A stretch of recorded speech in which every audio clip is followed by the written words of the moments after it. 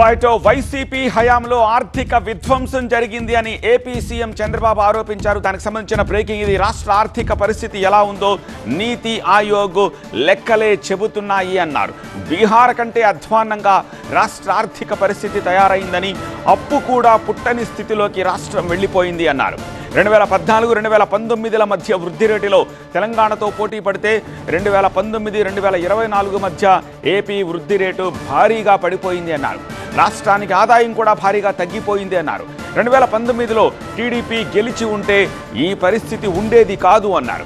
ప్రస్తుతం రాష్ట్ర ఆర్థిక వ్యవస్థను గాడిన పెడుతున్నామని, వెంటిలేటర్పై ఉన్న రాష్ట్రాన్ని బయటకు తీసుకొస్తున్నామని అన్నారు. ఎట్టి పరిస్థితుల్లోనూ సంపద పెంచి హామీలు అమలు చేస్తామన్నారు సీఎం చంద్రబాబు. మేము వచ్చిన తర్వాత డిగ్ చేస్తూ ఉంటే మొత్తం డిపార్ట్మెంట్స్ అన్ని అనలైజ్ చేస్తే ఊహించనటువంటి నష్టం జరిగింది రాష్ట్రానికి. నేను ఆ రోజు చెప్పినదంతా ఈరోజు నీతి ఆయోగ్ కూడా కన్ఫర్మ్ చేసే పరిస్థితికి వచ్చారు. ఏవైతే 7 వైట్ పేపర్స్ పబ్లిసైజ్ చేసి ఎడ్యుకేట్ చేశామో అది వాళ్ళు కూడా కన్ఫర్మ్ చేసే పరిస్థితికి వచ్చారు. కడాన మీరు చూస్తే బీహార్ స్టేట్ అనుకునే బీహార్ కూడా మనకంటే ముందుండే పరిస్థితికి వచ్చింది. వాళ్ళకంటే వెనకాలన్నాం. ఈ పరిస్థితిలో ఏ విధంగా అప్పులు వస్తాయో కూడా ప్రజలు ఆలోచించాల్సిన అవసరం ఉంది.